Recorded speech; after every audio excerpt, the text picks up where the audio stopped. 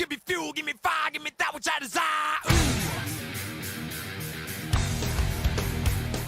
Welcome back, everyone, to round number 4 of the DriveSmart to Daytona Challenge. Today, we're going iRacing at Indianapolis, the Brickyard. This is an iconic track, a track full of memories, a track full of talent. This one is going to be incredible. Everything from the Brickyard 400 to the Indy 500 has taken place here, but today is all about round number 4 of the DriveSmart to Daytona Challenge. Tucker Minter comes in leading the points standings. He's trying to secure the points championship. You see the race stats here on the screen. Now you see the track, the temperature, 78 degrees Fahrenheit. Partly cloudy here today, a 2-mile-per-hour wind. It's going to be incredible. Round number 4. We're going to be bringing it to you live here on the DriveSmart Warranty channel with my co-host, Robert Hill Jr. So how are we feeling about this one, Robert? How are you feeling going into this one? Because I know I'm hyped up and I'm ready to go.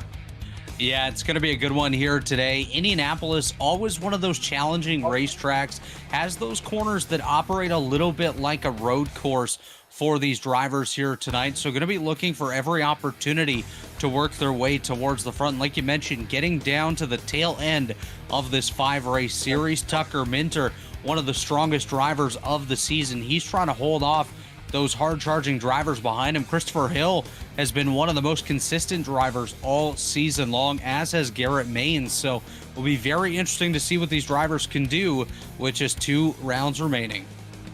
Absolutely. So, as you said, with the points championship is closing. In the second position is Christopher Hill right now. He knows he has to make a gain on Tucker, and he has to do it now. You don't want to go into Homestead with that being a must-win and a must-be-bad day for Tucker. I think if you're Christopher Hill, you got to attack tonight. If you don't attack tonight, it may not only be game over, you're also maybe out of the championship hunt. He's right there in the picture, but he has to make waves here at Indianapolis. And Indy is such a track where you have to attack here. You gotta push it. You gotta go hard. It's a big track. Draft is important. Tire wear is important. It's about 70 laps here tonight. You really gotta buckle down, put everything on the line. There's no more time. If you haven't won yet, this may be the time to get it done. Bobby Zielinski has been so quick all season.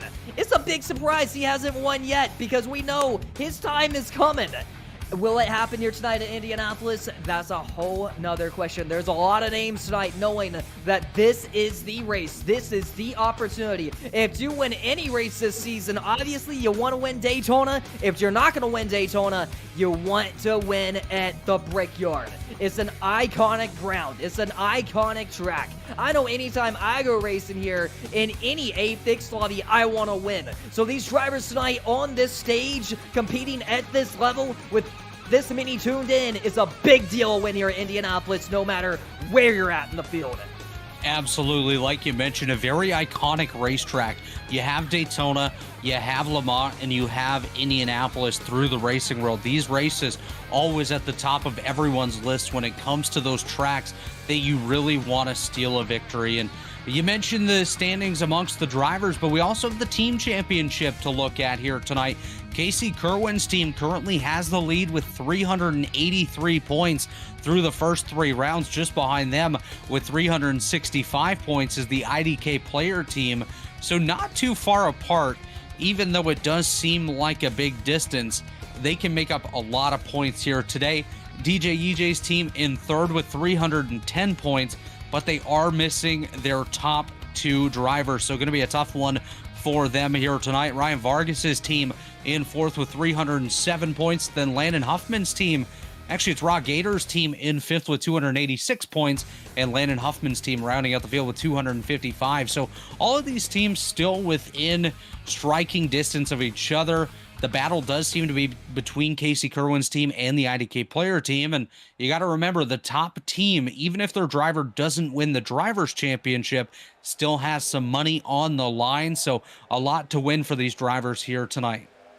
So my thing is, we take a look at the past 2 weeks, whether if that was Dover or last week, it was tire strategy that played it out. Garrett Maines won at Dover by taking 2 tires. Last week, Logan Crumpet did not even pit. Logan Crumpet did not pit, did not get tires, stayed out. Logan Crumpet won last week at Nashville due to a tire strategy. 2 weeks in a row, tire strategy sealed the deal and got some wins in the DriveSmart to Daytona Challenge. Tonight, Indianapolis.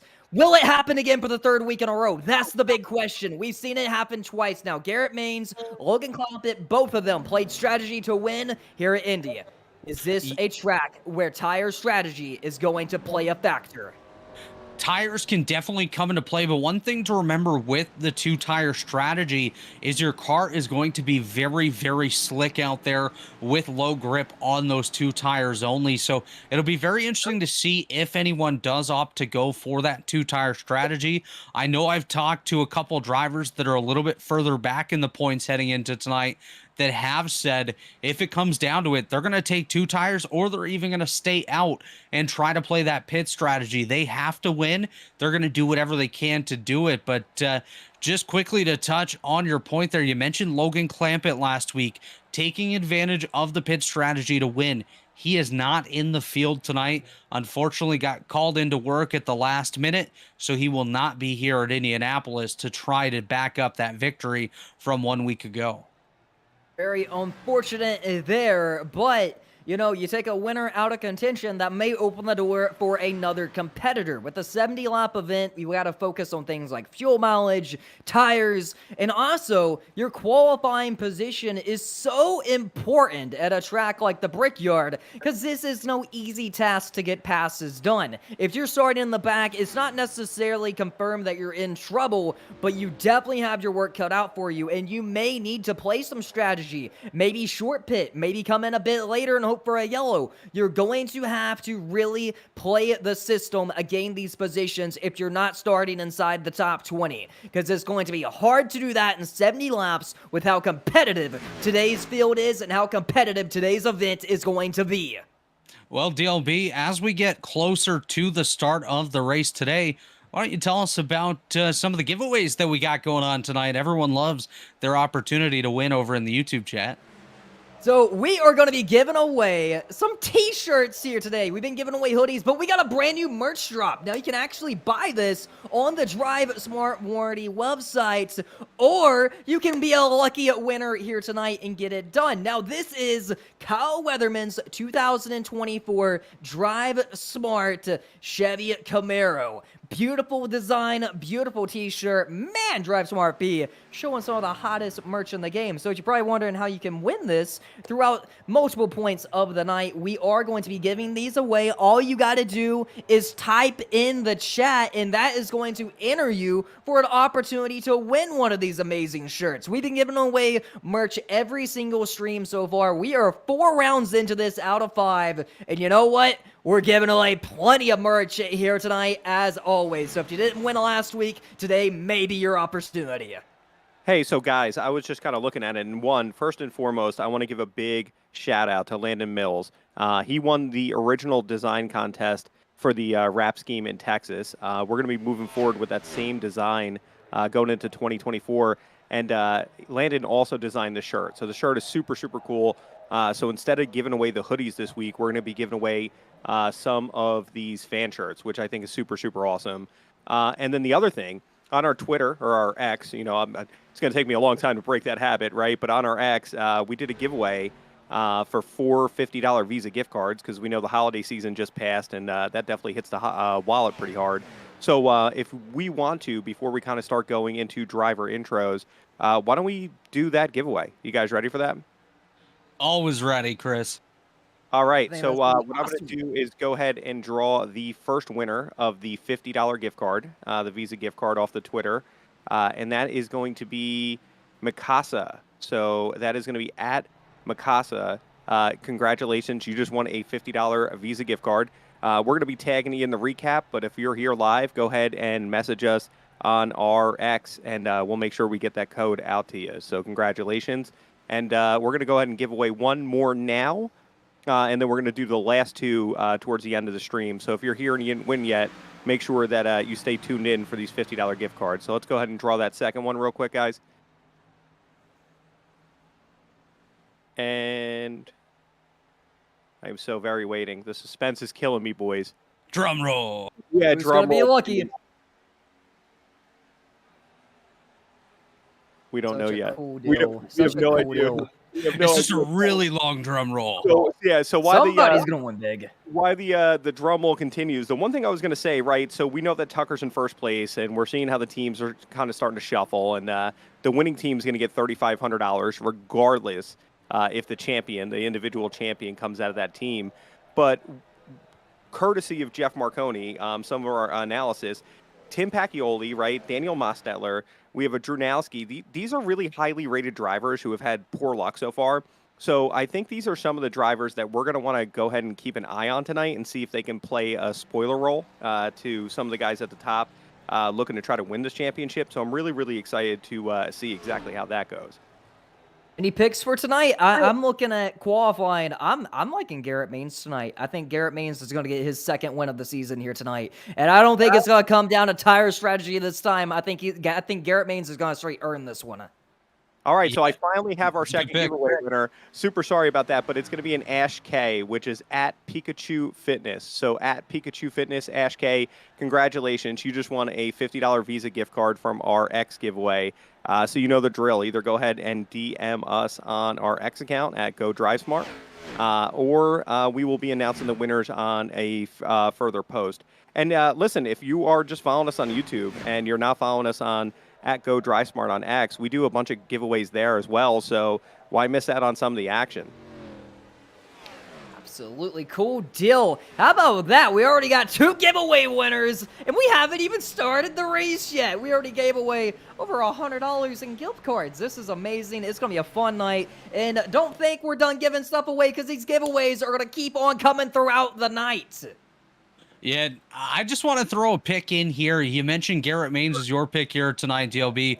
I'm going to go a little bit of an underdog. I'm going to dip all the way down to round number 6 of the draft, and I'm going to go with Jimmy Hayden rolling off in position number 6 here tonight. You know, he qualified good. I feel like that's a very underrated driver. I think he can definitely get it done. I don't think that's a bad pick at all. We got Braden Mervick on the pole in car number 42. So how about that? I mean, it's about time to get going here from Indianapolis. It's about time to get it going. You see, there is the starting lineup on the screen now as we're going through the field. It's going to be a sharp one here. Look at that. Tucker Mentor. He came in with the points lead. He's going to be starting in position number 12, all the way back in 12th. I said it's hard to pass. If he wants to hold on to that points lead, he may have to come home with a top 10 here tonight. Absolutely. Taking a look at these drivers on the first page of the starting grid here tonight, you have to look at a driver like Braden Mervick. He's been consistent and fast all series long, just hasn't had the luck at the end of it to knock off a victory. He could be one to watch here tonight. Like we mentioned, the likes of Garrett Maines and Jimmy Hayden actually making up row number 3 together.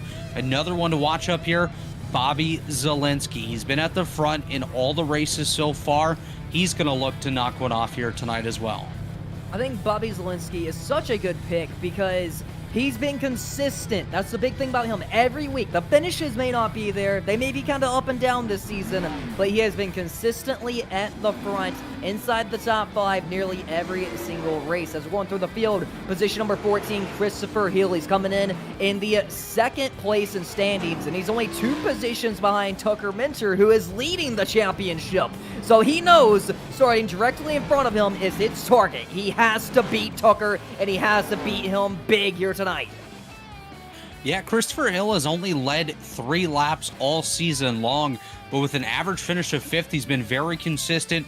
Definitely going to be a driver to watch here tonight. Looking at the last page here of the starting grid, you see the likes of Daniel Mostler, Joey Misevich, and Eric Heater, who we saw up front at Daytona as well. So we have drivers spread all throughout this field that could contend for the victory here at the end. And I just saw a pick over in the YouTube chat. Somebody has opted to choose Pikachu here tonight to take the victory. Don't know if that one's going to pay off, but best of luck to you.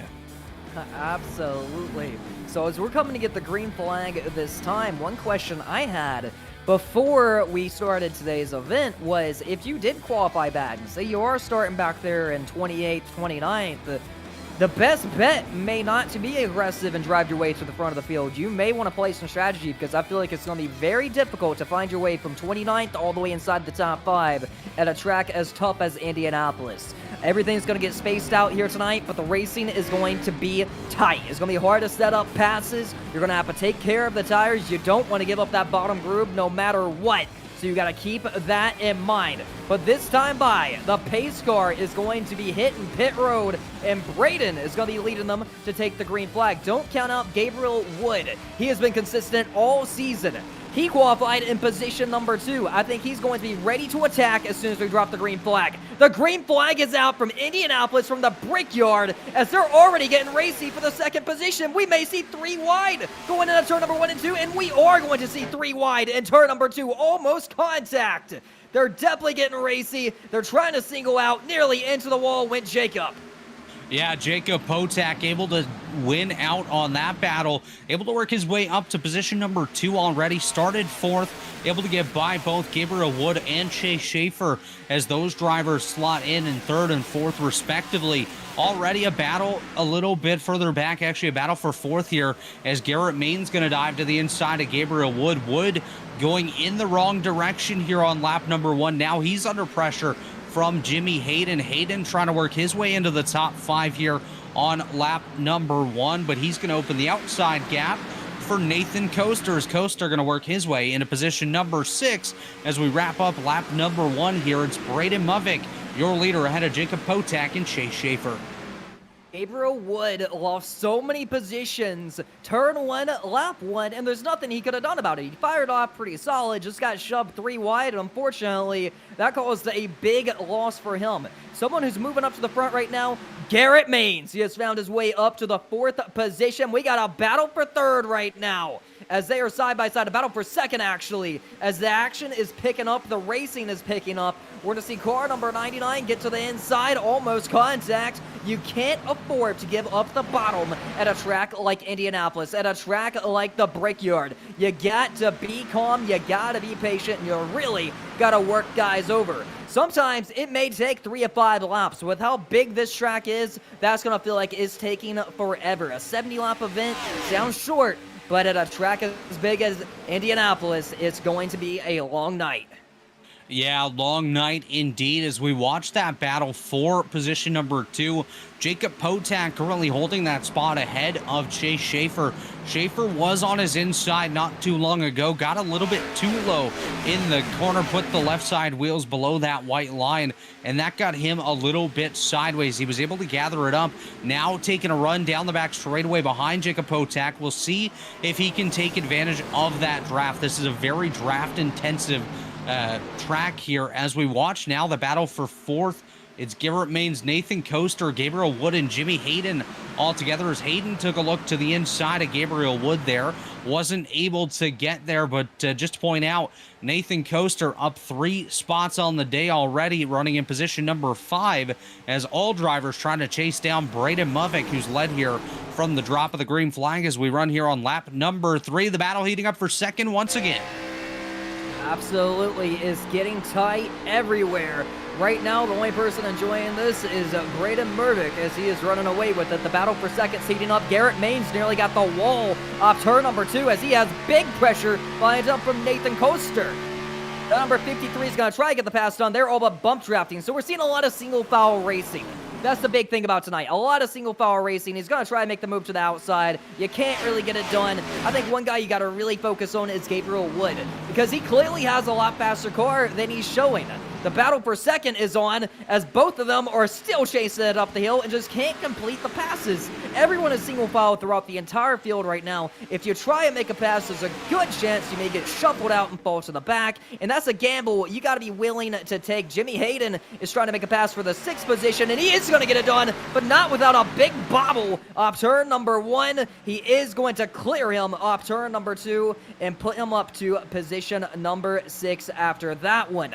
but we have seen the last 2 races go very at green flag. We had a very long green flag run at Nashville. It raises the question, how far are we going to go into the first run of today? I think it's going to get shuffled up come the end. I think these yellow flags are going to drop as the drivers get more aggressive and potentially get out the chrome horn. But right now, are you just riding it out, feeling it out, and seeing what you have come the end? Or are you just saving the tires? Or what's the game plan this early into it? I think right now, I'd be a little bit worried to make a pass, because say you do get stuck on the outside, everyone's going to see blood in the water, and they're going to steal them positions as quick as possible. Yeah, definitely a race that these drivers are going to want to both save the tire, but also not give up too much position on the racetrack. It's very easy to scrub the tires, burn that rubber off of these race cars as the drivers work their way through the opening laps of today's event. And you're going to see these battles all throughout, like we see here with Potak and Schaefer. Every single position is going to be so important here today, because as we progress through the event, as the tires start wearing out, your braking points are going to vary, and how deep you can go into those corners is going to come into play as well. You see Jay Schaefer all over the rear end of Jacob Potak. He's trying to find a way to get by him here, just no opportunity to do so, as these cars are very, very similar. Of course, running a fixed setup here tonight. These drivers don't have any difference in the car. The only difference is the driver. Absolutely. So I think Jacob Potak is a little bit faster than he's really showing right now. I think he's being patient. I mean, Chase is all over his rear bumper. He nearly got the wall right there. But I think we're definitely seeing Jacob really play with him right now. And after he did hit the wall, I think he's going to go down pretty easily here to Chase. And definitely Chase is going to clear him going, oh, maybe not. Maybe not. Jacob fights back on the outside, but Potak back up to position number 2. I thought it was game over right there. He said, no, no, no, I'm not laying down today. So maybe Jacob Potak is pushing it a little bit harder than we thought. I thought he's saving his tires a little bit, not really trying to charge the leader as much, and just playing with the guys behind him. You've definitely seen, as soon as Chase tried to go around him, he stuffed up his pace and kept that from happening. You know, I think as close as they are right now, we're seeing Potak attack when it's the right time, and he's laying back when he needs to. Garrett Maines patiently cruising in position number 4. He's waiting for these guys to go side by side, because when they do, it's blood in the water, and it's time to attack. So pay attention to that, because Garrett Maines is about ready to drop the hammer here on lap number 8 at Indianapolis. Yeah, Garrett Maines just waiting in the wings. They're waiting for his opportunity to pounce. As just behind him, the battle does continue for position number 5. It's Jimmy Hayden currently holding that spot over Nathan Coaster. Coaster looking for every opportunity to make a move to the inside of Jimmy Hayden, but he's done a really nice job of closing off that inside line here, forcing Coaster to make the move on the outside if he wants to get by. And one thing to watch throughout the event here today is the drivers are going to start driving in a snaking pattern on the front and back straightaway. The draft here is incredibly important, and if you're trying to hold somebody off, you're going to do whatever you can to scrub that air off of the nose and force it back onto the driver behind you, as you don't want to give them any sort of advantage. Here we go. Pass for the lead is shaken up. Jacob Potak is trying to make a move on Braden Mervick. Here he goes. New leader to the point for the Brickyard. Jacob Potak is going to clear him, but not without so a crossover fast. from Braden. Here they go side by side. Pay attention, because it's going to get a little wild. We may even see 3 wide. The pressure is still mounting from the outside. Jacob Potak is going to lead him at the line coming to lap number 10. This is why you got to be on guard from the front of the field. Just like that, Jacob dropped the hammer. I thought he was laying back a little bit, and we seen it when it was go time. Not only he closed in by about 3 or 4 car lengths, he attacked instantly. And now we are seeing the field get shuffled. Braden Mervick is down to position number 2. He's a little sideways coming off turn number 2, and this may open the door for Chase to get the pass. Here he comes to the inside. Are we going to see Braden Mervick go from leading down to 3rd? Look at that, trying the outside, almost contact, almost a bump draft. Almost got sent going into turn number 3. Yeah, Chase Schaefer tried to play the old switcheroo there on Braden Movick. Movick was holding that center lane. We saw Schaefer take a look to the inside, opted to take a move to the outside, wasn't able to complete it here as Jacob Potak has started to pull away just a little bit. Not really creating a huge gap thus far, but doing a nice job leading as you see that draft coming back into play here. Movick taking advantage of it towards the end of the straightaway, nearly closing in on Potak as we have some contact here. Schaefer into the back end of the Braden Movick machine. These drivers absolutely duking it out here for that second spot. You would think it was the end of the race here, as once again Schaefer gonna take it out to the inside. That's Schaefer on the bottom, Movick up on the high side as they head down the back straightaway, headed for turn number 3, and it's gonna be Chase Schaefer winning out the spot here to move up into position number 2 as Movick gonna dive down to the inside and set himself up for another charge here as they head towards turn number 4.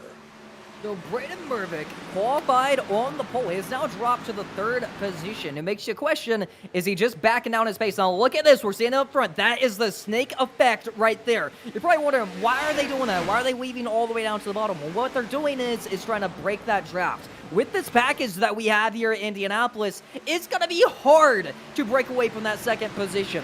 I don't think we're going to see it throughout the whole day. I think we're going to have pack racing from start to finish. The draft is just too powerful. It's too hard to break out up front. Or we're going to see it down the back straightaway just a little bit. We're going to see Potak really try to swing down and try to break that draft, and they're going to keep doing that time after time. Now pay attention, because everyone behind them is just going to follow that first car and try to hold that draft. Yeah, as we look a little bit further back, that battle does continue between Jimmy Hayden and Nathan Coaster. Hayden, that red number 24 machine you see on the screen there, driving for the Casey Kerwin team. He's trying to hold off Nathan Coaster. Coaster, of course, driving for Raw Gator here this afternoon, and he's trying to find his way towards the front. Gator's team has not had the greatest of luck so far this season. They've got 3 drivers currently up there in the top 10, which is the most out of any team. So this could be a big day for the Raw Gator organization to work their way up there in the standings and set themselves up for a nice points day here at Indianapolis. I don't care who you are, a win at the Brickyard will turn your season around. If you can come out of this thing with bragging rights, saying that my team won at the Brickyard this season, that's all they need. Now, we're seeing the racing get a little bit tighter here. Garrett Maines is kind of sliding back a little bit to Jimmy Hayden. Jimmy Hayden has not been able to complete that pass. Braden Movick is really backing up everyone in front of him as his pace is falling off. He's not the only one. Gabriel Wood has fallen all the way down to the 7th position. He qualified in position number 2. He's all the way down to 7th. He has gotten shuffled. If you are Gabriel Wood, what you're wanting right now is a yellow flag so you can catch everything back up, catch your breath, reset, refocus, and attack this thing once again, because I think he can definitely get back up there. But the big battle right now is 3rd on back. Braden is losing pace, and he's backing up everyone behind him, and they are ready to attack when they get that opportunity. It's just so hard to complete a pass. Like I said, it's going to take laps to get this thing done, to get any of these passes. We're going to see Jimmy Hayden try to do it. He couldn't get around Garrett Maines. He's just going to have to lock and load onto his back bumper and try to set him up at some other point. Yeah, one thing to keep in mind here as these drivers progress further and further into this opening run, your fuel window today about 30 to 35 laps. So if this race was to stay entirely green, they would just be on the absolute edge of being able to make it on fuel, and that is if they made it to the end of that first fuel window of 35 laps, which is going to be incredibly tough for these drivers to do here today. And I just want to give a shout out to Jeff Maconi. He gave us the pit strategy information that we're able to share with you here today. And one thing he mentions here is stretching fuel to 35 laps will be incredibly difficult. Drivers will need a caution early and to save or top off to make it on one set of tires, or any caution after 10 laps should bring everyone to pit road. We're 15 laps in, no caution as of yet, as now we watch the battle for position number 4 here. It's Braden Movick in that 42 machine trying to hold off the 24 of Jimmy Hayden, as Hayden doing everything he possibly can to try to make that pass happen. Hasn't been able to do it quite yet. He's going to have to set himself up here for a run if he wants to get by Mavik, and he's going to take a look to the inside as they head towards turn number 1. Jimmy Hayden on the inside, Braden Mavik up top, nearly contact there. Hayden going to move Mavik up the racetrack, but Mavik going to get help here from Nathan Coaster as they work their way towards turn number 2. Jimmy Hayden has the advantage, but Mavik battling back up there on the high side, and I think Braden is going to be able to take advantage of this, but Jimmy's going to have to get back in line if he doesn't want to get freight trained here. Braden Mervick has his hands up full. He's dropping positions. Everyone's trying to find their way around him. Garrett Maines hit the wall a couple laps ago because he was getting big pressure from the cars behind him to get around Braden Mervick, and he eventually did. And right now you're seeing Nathan Coaster. He's trying to do everything to get around him. They just know that they're wasting too much time. Braden has his hands full. If you're Braden, did he burn up the tires? Did he push it too hard? Does he not have the long run speed? He had it early on, but right now he's definitely has his hands full. We're going to take a look at a replay right here. Oh my goodness, the racing got so tight. We're going to see what happened. Oh my goodness, they all sent it in very deep to his outside of car number 42. And barely clear. He definitely got him a break. He went for a big dive bomb, almost a crossover, and he did give him the bumper, gave him the good old chrome horn right there from the Brickyard. One thing to point out here is we do watch the battle there between the Gabe Wood machine and the 83 of Bobby Zielinski. Is this field behind that 5th place battle has started to reel them back in massively. We went from a breakout of about 3 or 4 cars to now having most of the field back with these drivers. So the intensity picking up here already in the early stages, but these drivers that have saved their tires are now starting to come into play here as we see Dustin Kleba get by Gabe Wood. Gabe Wood now back to position number 9, so he is moving in the absolute wrong direction here in the early going, down 7 positions so far. Himself and Nate Stewart back in 27th have been the biggest losers of the day, and the biggest mover so far is Joey Misevich, up 6 positions, currently in 17th, but he has held stagnant there for the last 10 or so laps. So gotta wonder if these drivers are starting to get to the tail end of the rubber on the machines here as we see a battle now between Armstrong and Wood. They make contact. As I mentioned, the intensity has picked up here, DLB. Absolutely, as they are still side by side. Oh my goodness, almost a crash. He's going to tuck in right behind him onto his rear bumper. We got another car into the wall way at the back. But let's give you guys a rundown of the leaders because we're about to have a battle for the lead. Chase Scalper has ran down Jacob Patak, and he's on his rear bumper about to attack him for his lead all over him. You take a look at the lap times. Scalper was a little bit faster last time by. In the 3rd position is Garrett Maines. Now, if you're Chase Scalper, you have closed this window, you have closed the gap, you're there, and the yellow is out! Put the yellow out on lap number 19 from the Brickyard. As we're going through the field, Eric Heater has turned it around up turn number 2. It's going to be interesting to see what happened. His back bumper is knocked off of that Toyota Supra. Yeah, Eric Heater has not had himself a good season whatsoever, has had some strong runs, but nothing's paid off so far as he, nearly made contact with Corey Abbott on the inside and ended up getting turned by the car on his outside there. Didn't catch the number on that one, but Eric Heater with heavy damage, and we're hearing that it was Kenny Reel that got into his outside, sending him up into the outside wall. So caution number 1 of the day, it's Eric Heater. And he might be going on a heater here after another frustrating outing. So we've seen Eric Heater cut him 3 wide middle. He took a chance there, cut him 3 wide, try to get the 2-for-1 deal. Unfortunately, the window closed, and that sent him around off turn number 2. Yeah, unfortunate there for Heater, but this is going to allow these drivers to come down pit road. This will now turn into at least a 2-stop race, DLB, as they're going to come down now, and that 30 to 35 lap window will come into play. If they stretch it all the way, they're going to set themselves up for a 16-lap run to the finish a little bit later on. But I would expect the drivers to be back down around lap number 50 should we not get another yellow flag here today. So there you go. So that means the potential of 1 green flag pit stop is on the table. Now, any more yellow flags is going to absolutely change everything. The big winner off this was Jacob Patak because his lead was getting eaten up by Scapular behind him. And you see it there, everyone's coming down pit road. Nobody can make it to the end of fuel. They all need tires, and they're all going to come in and get their first set of tires. Now, the Indianapolis pit road is so easy to lose and gain positions because the pit road is made for IndyCar. We have very wide boxes. I think these are some of the widest pit boxes you see on the NASCAR circuit. So it's easy to get in here, but also you can get greedy and overslide it if your tires are hot. We're going to see everyone get in pretty calm. A couple cars did overslide it. Car number 24, Jimmy Hayden, overshot his pit box. We got one around about backwards on pit road there. That is the 59 machine facing in the wrong direction.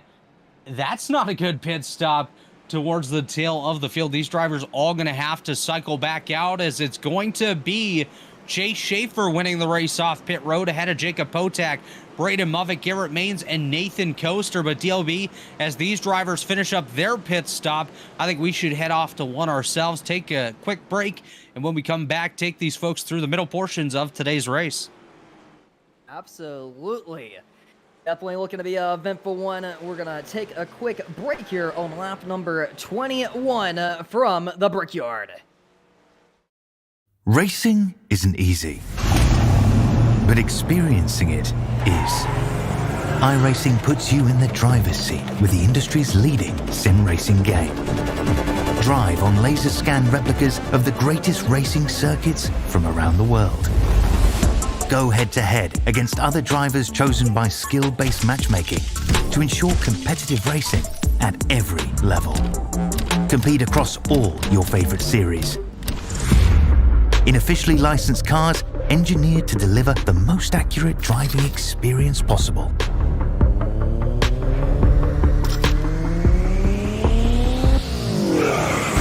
Join a race or host your own with players from across the globe. Race against the computer or in a league with friends. Feel the thrill behind the wheel.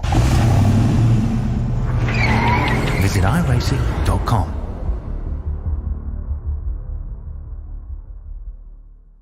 When you want to be the best, you can't settle for the rest. For anything on iRacing, there's just one name you need: Maconi. With the launch of Maconi Entertainment and Maconi Competizone alongside Maconi Setup Shop, we now provide the best of the best in setups, paint schemes, coaching, broadcasting, and event organization. With cars across all 4 license classes, we have what you need to hit the track with confidence.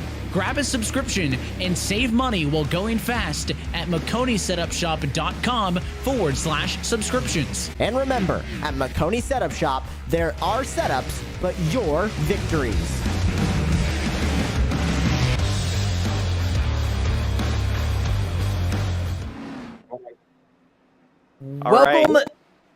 Welcome back to the Brickyard as we're back from Indianapolis, lap number 22. We're coming to get the green flag this time, but I believe we're going to be giving away some more t-shirts. Is that right?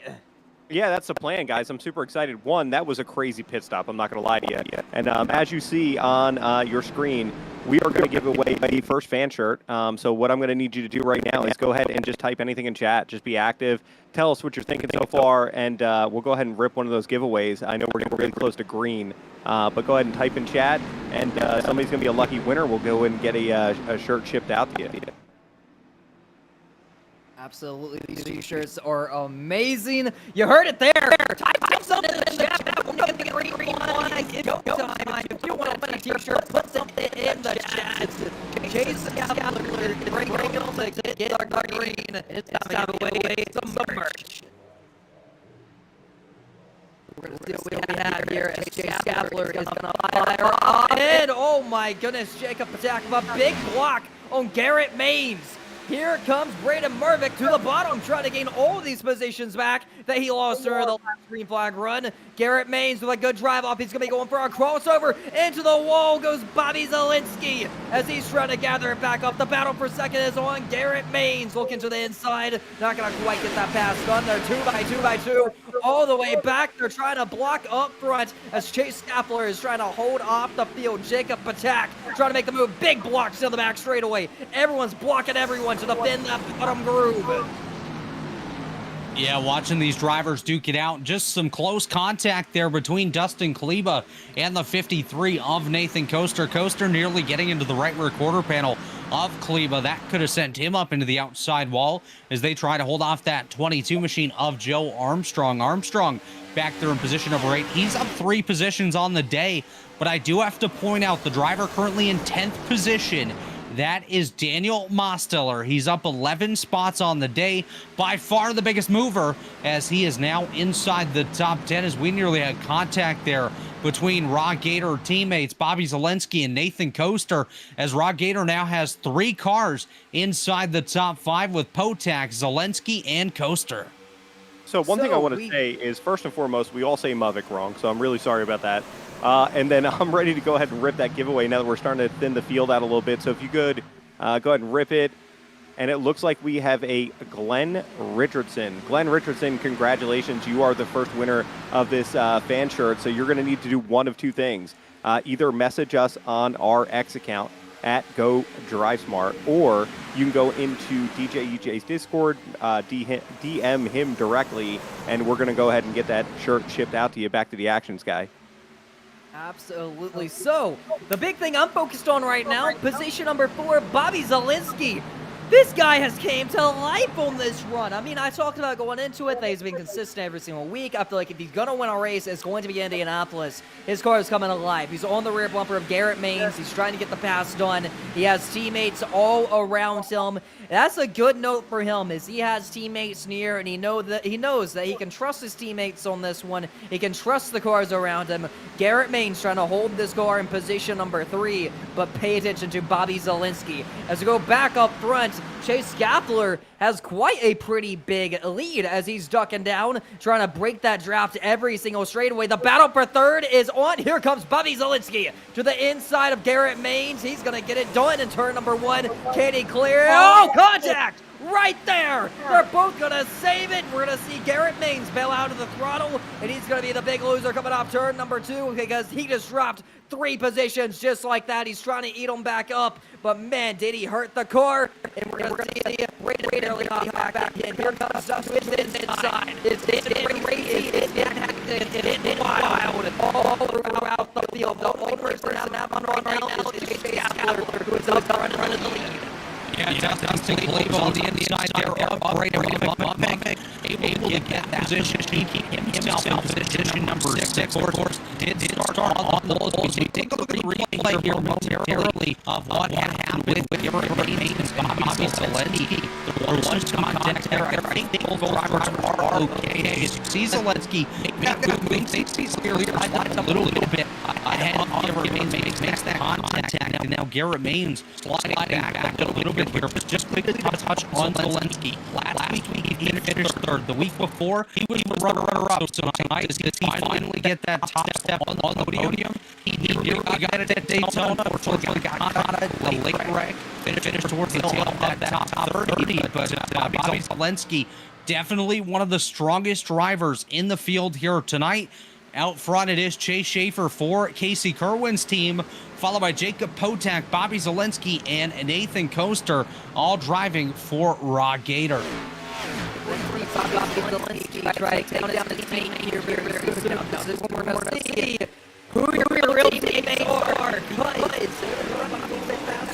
now. You don't want to hand these positions over. Jacob Potak has been strong all day. You know he has a heart that can potentially win. But right now, if you're Chase Schaffler behind you, you see all these Gator machines ready to eat you up. They're going to team you here, man. There's so many of them. You got to go in great danger right now, Chase Schaffler, because these guys got to make together as a team and get around the leader and potentially the Rod Gator hopefully go 1, 2, 3, 4. What is the matter? Do you race it out to the second position now? Or you try both or take Chase Schaffler and then let the team race it out? That's the next question. Right now, I believe Bobby Zelensky is the fastest car on the track. You take a look at my lap times. He was roughly 3/10 faster last time by. Yes, he did get a big round of top 2 cars. Like a lot into his time. But it's clearly eating him up. And you can't argue with the time he's gaining lap after lap. Last time by a faster car was Jacob Potak. Yeah, you mentioned that battle for second position, and will these drivers work together, try to work their way forward. You got to remember, each and every one of them, they're racers. They're here to race. They're going to do whatever they can in every position on the racetrack. Of course, the team game is going to come into play as well. They're going to try to get ahead of Schaefer, the leader. But when it comes down to it, these guys aren't going to be afraid to be bang off each other. Zelensky, 6 points in tonight. He could score for a big night here at Indianapolis. So he's going to look for every spot he can possibly get. He wants to move 2 spots up, get past Schaefer, and kill the virtual bricks himself here tonight. So it'll be interesting to see what happens. We're 30 laps in, 41 laps to go. Schaefer, Jake Kotak, Nathan Coaster, and Garrett Maines, the top 5. All of these drivers have been exceptionally strong here this evening. But they got a Greenfield behind them looking for more. So I think we're going to see in this one. I think this is going to take a little bit easy, but as we start approaching about 15-20 laps from now, obviously fuel mileage is going to come into play, and everyone's going to need to hit road for fuel mileage. Not only that, if you're coming in for tires anyway, I think we're going to see drivers getting dropping the hammer and trying to aim their stations and push 100% here once we get to around 45 or so. Because if they're taking the tires, there's no reason not to run off on them then. Chase Kapler still running away with it, but I think Robo Gator cars are going to start sneaking into the picture ever so slightly. But we are seeing the Chase Kapler really jump up his line times. He's actually faster than all 3 Robo Gator cars that last gone by. So it's not like Chase struggling to win. It's not like Chase Kapler is having a time on front because he's definitely turning some laps around here in Indianapolis, 31 laps into the days of it. So you can't count anyone out. I think Bobby Zelensky is definitely looking quick. I think he still has more on the table, more to offer, so you just don't know how this thing is going to play out. Yeah, and we have to keep an eye a little bit further back as well. Like I mentioned, the likes of Daniel Mosteller, he's up 11 spots on the day. Joey Masevich currently in 15th. He's up 8 positions, which hasn't been very easy to get these spots. So if Masevich can have another caution opportunity, get closer to the front of the field under that yellow, he may have a chance to go and compete for a top 5 or even the victory. But obviously a long way to go there as we watch the battle once again. Garrett Maines, Braden Movick, those guys duking it out there for position number 5. Maines currently has the spot. Movick doing everything he can to possibly get ahead of him, as now he slots back in there in that 6th spot. It's Garrett Maines holding on to 5th, and they're chasing down Nathan Coaster, who started to come back towards them here. So the tire's starting to feel the effects of this second run of the day. We'll see who's able to save a little bit of tire and charge their way forward, and who's going to continue to fall back as they wear out those tires. But Movick all over the rear end of Garrett Maines here. Battle on for 5th. We'll see if Movick takes a dive to the inside as they head for turn 1. He will not. He'll stay in line, but we're about to have a 3-car battle for position number 4.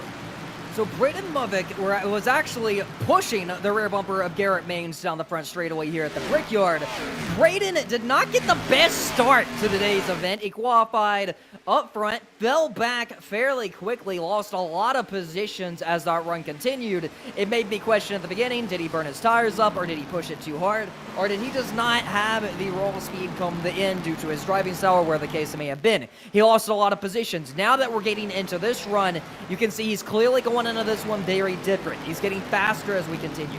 He's about to put it back inside the top 5. The first run, he is moving backwards. This run, he's moving forward. I said he just needed a yellow flag to kind of reset and refocus and try again. He's clearly a smart driver to get in this position and get qualified for today's event. He's going to make the pass on Garrett Maines and put it up to position number 5, but not without getting pinned behind the Royal Gator car of Nathan Coaster. So we just seen that get shuffled up right there.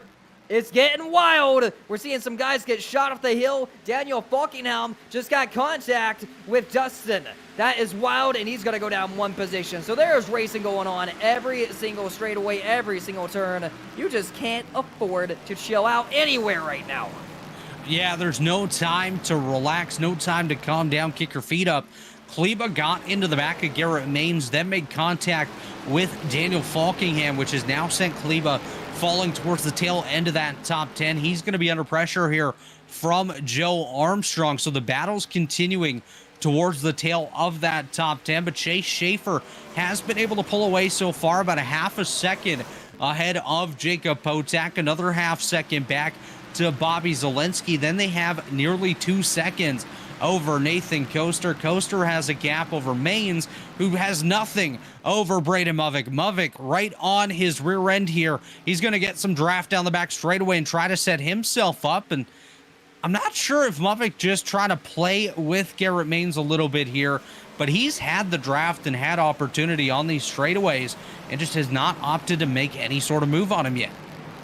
I mean, we're seeing a lot happen right now. We're roughly 15 laps from green flag pit stops, assuming we don't get a yellow flag here. But Garrett Maines definitely doing a great job holding on to that position, regardless on what Braden is doing on his rear bumper. We're seeing a lot of bump drafting throughout the field. I think the biggest surprise right now is that Chase Schaffler is still holding this car up front, because I thought he was going to go down easy. Watching the lap times, he's right there. We got the top two running very similar lap times, so that tells me Chase Schaffler is doing just fine up front here from the Brickyard at Indianapolis. Now, last week, we seen tempers get a little heavy at Nashville with the amount of beating and banging, and we see people just straight driving through other competitors through the field. I think we're going to see some drama unfold come the end of the Brickyard, if not more of a wild finish today than what we've seen at Nashville Superspeedway. Yeah, we've already seen those bumpers come into play here as we load up the Maconi Entertainment replay machine. Riding on board here with one of the cars towards the tail of the field. That was some pretty heavy contact with the 29 machine on his outside. That is Doug Newbigging that made contact there on the outside. So not sure what was going on with those guys, but all throughout the field, the action has heated up here. But like you mentioned, I think we will see tempers flare towards the end of this one. Bumpers going to come into play. Doors, they're definitely going to be beat upon here tonight. Everyone's going to want every position, as we've just crossed over to halfway just a moment ago. We're getting down to the tail end of this race and the tail end of the season. One race to go after this one, so you want every spot you could possibly get here tonight. And so if you guys look, though, you're going to see Tucker Minter kind of sliding into 10th now. You know, we haven't talked about him all night. He's in first in the individual championship, and now we're starting to see his name, right, creeping into 10th. So I wonder if that's part of his strategy, right? Like, take some time, and as he gets past this halfway point, start making a run on guys. Obviously, he's points sneaky. racing, you don't want to put yourself in a dangerous position. You don't want to put yourself in a spot where you're going to get wrecked out and have a bad day and lose the championship from pure greed. I think he's going into this one very aware. I think he's looking at where Christopher Hill is, who is currently running in the 16th position. And I think he's paid attention to that and basing his race off of that.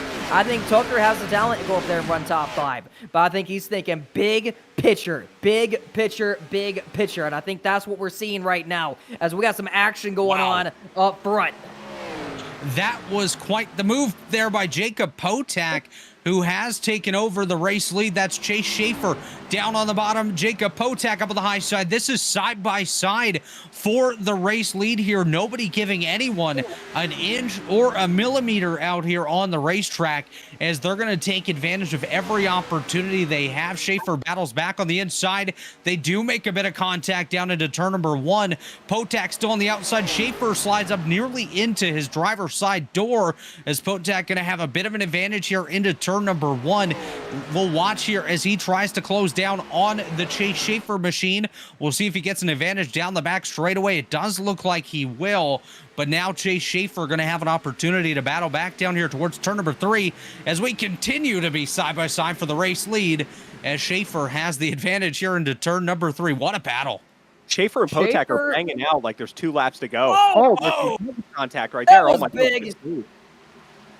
So we've seen Chase Schaefer finally go down that position, and Jacob Patak finally clear him. Now, what we were seeing there was Chase was not going to give up the bottom. He was saying, if you want to go around me, you got to do it on the outside. I know it's going to be tough, but you got to do it on the outside. We didn't see Chase Schaefer give him an inch there. But we do got a new leader up front, Jacob Patak. We've seen him up front early on. He has went back to that position. Braden Mervick has put it up to the 5th position. He has found his way around Garrett Maines. He's now battling for position number 3, trying to get around Nathan Coaster.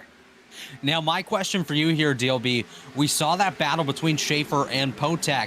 Schaefer had a little bit of contact from Potak on the outside lane. That was just really hard racing, but from the driver's seat of that 99 of Schaefer, are you thinking, oh man, he didn't give me any space out there. Next time I get up to him, I'm going to give him the bumper, show him my displeasure, and move him out of the way? I think you want to be smart and you want to think big picture, but I think at the same time, tempers flare. When you're driving, you don't always think things through perfectly. So I think if you are Chase Schaefer, I think you're thinking about how he got around you, that he did rough you up a little bit. I think you're thinking of what happened there, but also you got to take into consideration, which is hard to do as a race car driver. You got to think we're on 20 lap old tires. If you're fighting for the lead up front, it's going to be hard to not make contact. We are pushing well over 190 miles per hour. With that battle for first place, let's not speak too soon, but look who is right on their tail now in 3rd, Bobby Zielinski. He has made a heck of a run while these guys are battling for 1st. That's a great point, and we mentioned Zielinski finished 3rd, finished 2nd, looking for that top step on the podium here tonight as we ride on board here with Bobby Zielinski, another one of those raw Gator drivers, still 3 of those up in the top 4 here currently. As Zielinski going to try to get the spot on Schaefer and then chase down his teammate Jacob Potak. One benefit Zielinski's going to have here is he wasn't involved in that tough, close racing that Potak and Schaefer had. So his tires might have a little bit of extra rubber on them here, and he may have an opportunity to get out front, and then it's his game. He can choose when to come down pit road. He can choose the strategy, and he can take control of this race as we have one stopped here on the racetrack. That's the 81 machine of Christian McCartney. We are going to continue to stay green here, but that is going to be an interesting one as we take a look on the Maconi Entertainment replay machine here. We'll see what happened to Christian McCartney. Here we go. Oh, man, just got hooked right there. That's a tough one, man. He was on the bottom. Did he come up, or did he just get left hooks going into 1? That was a straight up hooking, and I think that was the 29 of Doug Newbigging. Oh, wow. Man, what is going on here at Indy? What's going on here is these drivers are not necessarily driving smart at this point. They're just driving hard and driving for every opportunity out here on the racetrack, even if it's all the way back in 25th. They want every point. They want every shot to get up here, but all that led to was a nose deep into the outside wall. This is a very frustrating track to race out on iRacing. It's very frustrating because you will be faster than the guy in front of you and simply just can't get around them because they are sending it in a little bit deeper than you just to keep you from getting to their inside, because realistically, you're not going to get a pass on the outside unless they have completely roasted their tires or they're massively falling off pace. Right now, Bobby Zielinski, I can argue, is probably way faster than... Whoa, car into the wall coming down pit road. We got a crash. That's Nathan Coaster. I don't think he intended to pit here, but pit stop number 2 coming up here for Nathan Coaster as he ends up pit side after some contact. But we take a look here on the Maconi Entertainment replay machine. He definitely came to come in. He was speeding coming and had to lock it yeah. down. He had to lock it down. He was way too quick on entry. That was really close as well, because when he locked it down, his car nearly shot out of the commitment lines, which could have led to a penalty for Coaster here. I think he did get it down to speed as Schaefer just had a kiss with the outside wall here, trying to find some romance at Indianapolis. Not working out for him as we take another view here at the Nathan Coaster pit stop. Woo! That's quick. Too fast on pit road. I mean, obviously you didn't want to speed there. But definitely a pretty short, definitely short pitting. And obviously, a lot of them are biting the bait right now and coming down now. because the window's open. We was thinking lap 50, but they're coming in a little earlier than we predicted. Yeah, the window was 30 to 35 laps. We're at about 26 to go now. So if they come down, they'll have an opportunity to take full fuel, take a set of tires, and still have a little bit of extra gas when it comes to potential green-white checkered attempts, which I'm thinking we may end up getting here with the racing that we've seen from these drivers, the intensity that we've seen. I think it's just going to go through the roof here after these drivers do make that final pit stop as Schaefer kisses the outside wall once again there. He's pushing this car to the absolute limits as here comes on pit road. Oh, three of them. Oh, this is going to be close. Whoa! Whoa! Wow! They knew the pits was open.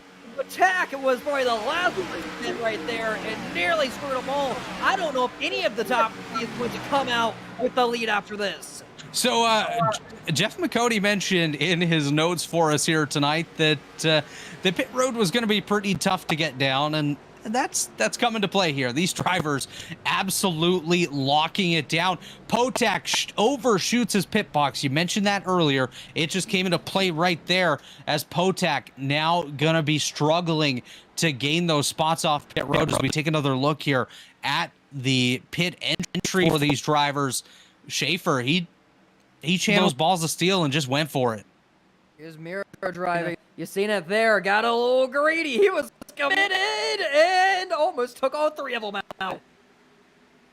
That would not have sat well with other drivers up there in the top three. Wow. Just everyone trying to get every single inch as they entered pit road there. But just of note, Braden Movick, Garrett Maines, Joe Armstrong, Gabe Wood, Christopher Hill, Timmy Pacquioli, Cale McClenny, Nate Stewart, Thomas Brandon, and Case Collenbeck, the only drivers still not to pit as we have Falkingham, Schmidt, Hayden, Mosteller, and Reel all on pit road. And Coaster gonna be the one to actually win out here with the pit strategy after that very deep entry he had with the undercut. Now, I'm curious, you know, the guys fourth on back, if they are going to be the big winner come the end of this thing.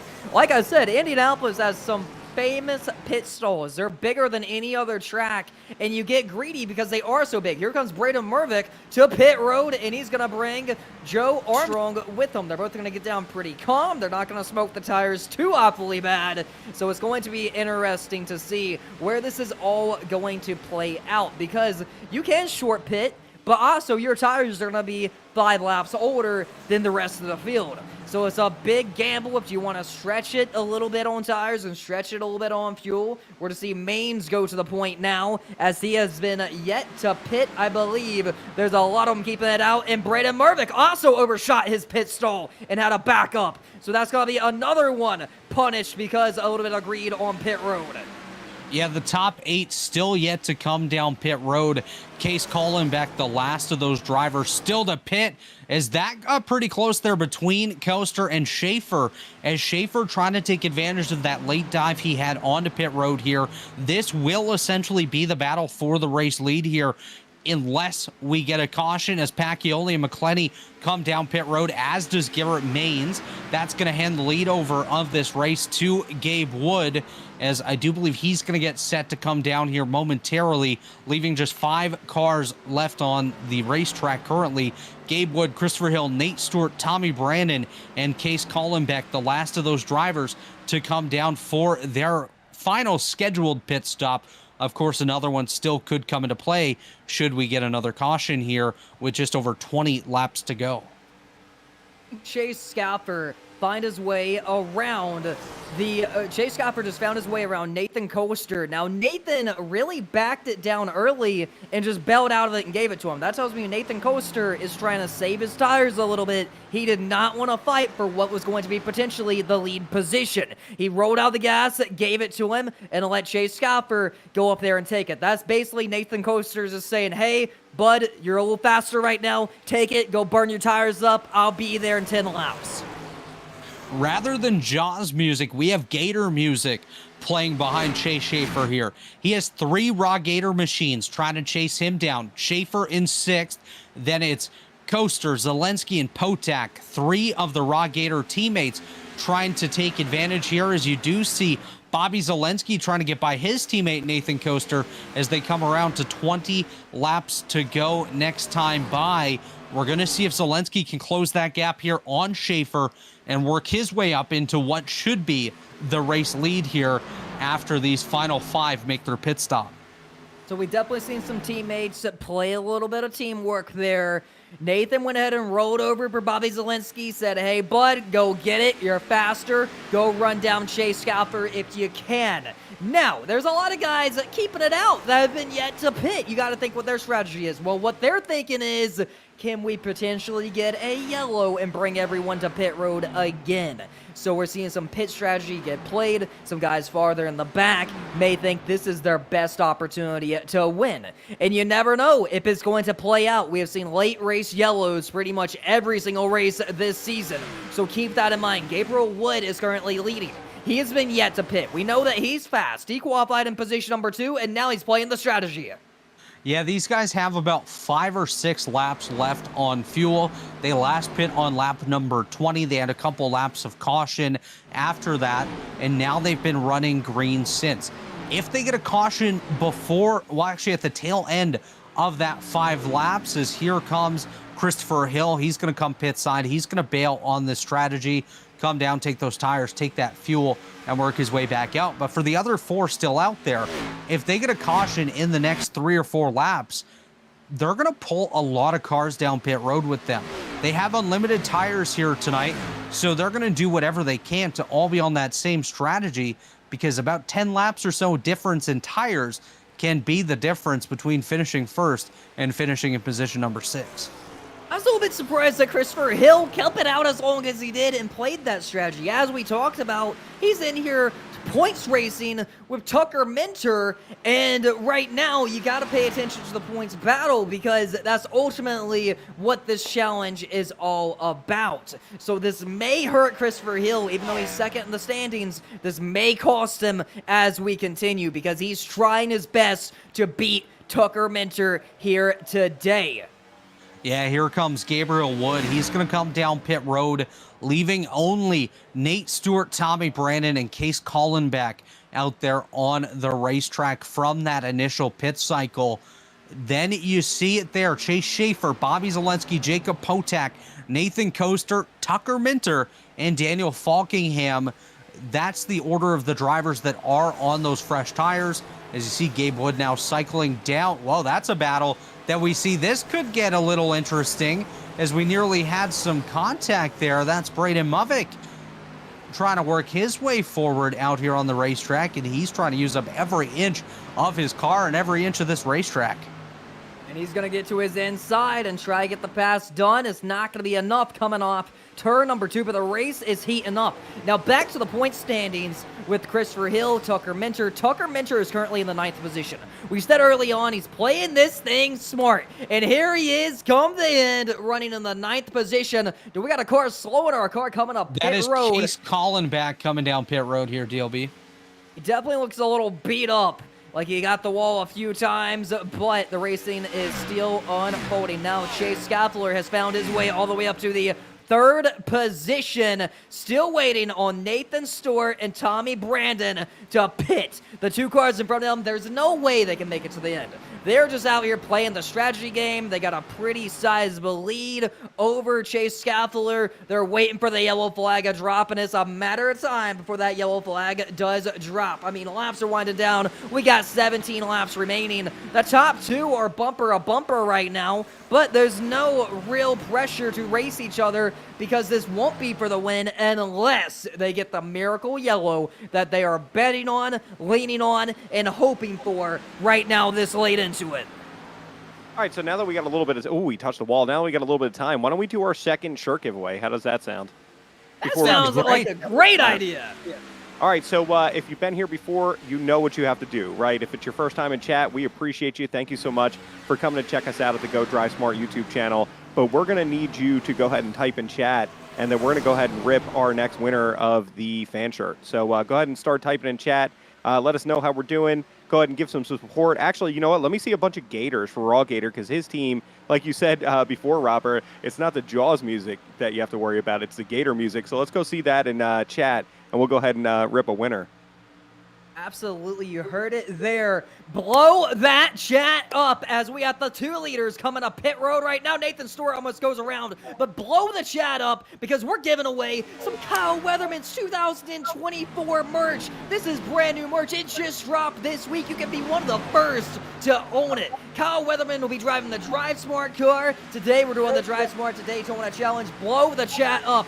Every comment you leave in the chat will enter you for an opportunity to win this Kyle Weatherman shirt. You can type in the chat as much as you want for this Kyle Weatherman shirt. So blow the chat up. I see a lot of Roll Gators in there. We see Roll Gator in the chat, potentially trying to win him a t-shirt here. The chat's going crazy. I see a lot of 111s, a lot of emotes, a lot of emojis as the chat is blowing up. You guys are killing it. Who wants a t-shirt? Enter as many times as you want to give yourself an opportunity here.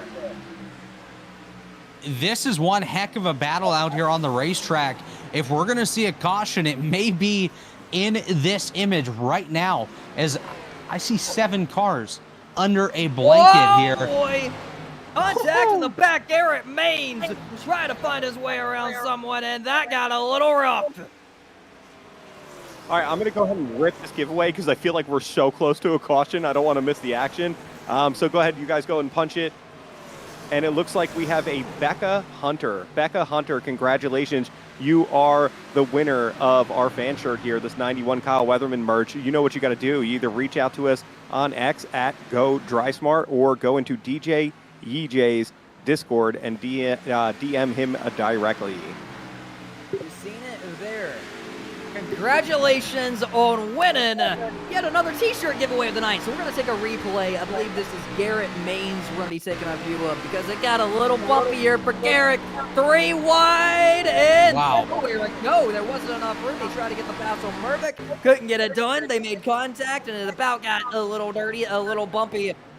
DLB, we have a battle brewing for this race lead. It's Chase Schaefer and Bobby Zielinski. Is that got tight there? Old pork chop, Corey Abbott nearly getting involved. I told you, Bobby Zielinski is go time, baby. He's been trying to do this all season. Replay, we're going to core Reckon to the inside. That's one of the Roll Gator cars. It's Corey Abbott. Here comes Bobby Zielinski all the way down to the grass, into the grass. They are side by side for the lead. Oh my goodness, almost door slamming. Here we go, Bobby Zielinski to the point from Indianapolis, but not without a crossover from Chase Schaefer. Here they come side by side. This is going to be car number 99. Will it be car number 83? This is going to be another crossover. Almost got the bumper out on Chase Schaefer. Back to the inside. He has his Roll Gator teammate coming with help behind him. That is Jacob Patek. He's on his rear bumper. He's going to try to shove Bobby Zielinski by. This is a good scenario for Bobby. Whoa, he's going to try to pin him down. Chase is pinning him down, and it's going to work because Chase Schaefer is going to get the momentum, but it's not going to be enough to hold off the 2 Roll Gator cars as they are now lined up. Now, teammate work is going to make a dream work. You got to keep that in mind. Bobby Zielinski tried to make that pass for the lead down in the grass. It's a miracle that Chase Schaefer should have been able to hold him off no matter how many challenges they have pulled. I thought the teammates were going to play it nice. It looks like they're looking to make it side by side. Yeah, the battle absolutely heating up here for the race lead as Chase Schaefer out front. Bobby Zielinski in second. Jacob Potak, he's on the attack in position number 3, and they're being chased down by their teammate, Nathan Coaster. Schaefer hits the wall once again. This is going to open the door for Zielinski as they make contact for the race lead. These drivers not giving each other an inch. They're just giving each other bumpers and doors here as Schaefer continues to lead. They're going to come around and face 10 to go next time by. Schaefer has the advantage, but now Bobby Zielinski trying to take advantage of that draft. He backs up just a little bit to his teammate to get that launch up towards Chase Schaefer. Down the back straightaway, Zielinski going to take a look to the inside. Schaefer down to block Zielinski down to the grass. This time trying to make that pass in the grass didn't work, but he's going to have the advantage into turn number 3. Zielinski on the bottom, Schaefer up top. That's Potak just behind as Zielinski gets a little bit sideways. This battle absolutely heating up here with 10 to go, and they're just hoping to stay green so Rock Gator can see the green, take the check flag here tonight. Now the teammates going to get together. Draft on the front straightaway. Zielinski and Potak trying to get to Schaefer here with 10 laps to go, DLB. Schaefer is clearly doing a lot of blocking. Schaefer is putting himself in a dangerous position blocking. How many times is Schaefer going to be able to block Zelensky and get away with it? He has teammate cars behind him. His work is cut out for him. But pay attention because Bobby Zelensky's getting a little bit loose as we continue. I've seen a couple times he has gotten loose. He's not going to be able to get the job done up top. I feel like he has to do it on the bottom. He tried twice to get it done in the grass. It's going to be difficult with all the blocking, and I think he's going to need Jacob Patak to push him by. I think he has to get it done on the bottom, and he's going to need help. He might even want to back up a little bit, try to set up a run here, and try to challenge him. But you definitely don't want to burn your tires up, because we still got a ways to go. 9 laps remaining. Yeah, you want to give it 100% now. Here we go. Another big block from Schaefer down to the bottom. He's not going to give them the bottom. He's telling them basically, if you want the bottom, you got to drive through me. Almost contact, going in a 1, as we still see Zelensky. Here he comes. The bottom may be open, not quite enough. He's trying to set him up here. He's going to try something off turn number 2. If he can't get it there, he's definitely going to go for 3. He ran a little bit lower that time by, trying to set up the momentum. He has help behind him. He didn't fall for the bait with the blocking that time. He held his groove, and he's trusting his teammate behind him to push him on by. Still not enough to get the pass done. Like I said, it can take multiple laps here. He may need to get the bumper out if he wants to get around car number 99. Yeah, like you mentioned, that bumper may come into play here with just a handful of laps to go. 9 laps remaining, coming to 8 this time as they head down the front straightaway. Zelensky, he wants to do whatever he can to get by this 99 machine of Schaefer. He's closing that gap here down the front straight towards turn number 1. Zelensky gonna make a run at it here. Is he gonna be able to close that gap and take a dive to the inside of Chase Schaefer? Zelensky's toyed with that grass a little bit here tonight. Now gonna open that inside. Potak nearly took it. Now falls back to third. Zelensky holding on to second, trying to chase down Schaefer down the back straightaway. They're weaving and bobbing here. The snaking coming into play as Schaefer trying to cut that draft. Zelensky gonna get up to the rear bumper. He's diving to the inside. Here we go. Zelensky tried to get there, not able to do it this time. He's got to be careful not to eat those tires up here, but he's got to do what he's got to do to get by, because Tucker Minter has shaved an entire second off of this lead within the last handful of laps. Now only 2.5 back, and if he continues running at this pace, Tucker Minter is going to be up here competing for the win once again, but Zelensky all over the rear end of Chase Schaefer. It's the DriveSmart to Daytona, and he's bumping like it's Daytona here. Zelensky looking for the race lead. I'm scared Zelensky may have gave away his game plan last time by, because what he did, and I was thinking this is what he needs to do, he tried to fake out the 99. He went high, made it look like he was going to go high, and then ducked down to the bottom.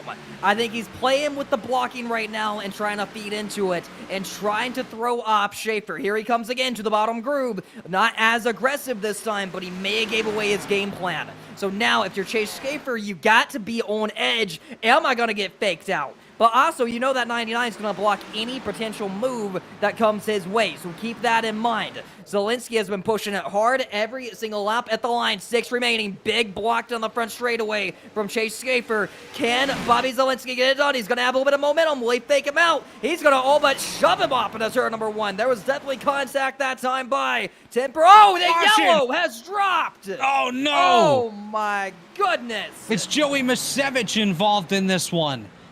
Caution is out. This changes everything. He got help from Christopher Hill. Got the good old chrome horn and killed the pit road wall. This is going to be interesting here. The last 2 rounds, DLB, we've seen crazy pit strategies. I've spoken to a couple drivers that said they're not going to be afraid to take 2 or take no tires in the closing stages. With how hard it is to pass here, knowing it'll likely be a green-white checkered, do we see that come into play? Here is Masevich. Oh! That was a hard hit on that deal. His lunch popped out of the rear end of that car with how hard that hit happened. Number 63. We might want to go check on him. He may have fell out of his sim rig with that hit. Anyway, we got 5 laps remaining. It's getting a little bit bumpy here. You seen it there. The chrome horn came from Christopher Hill.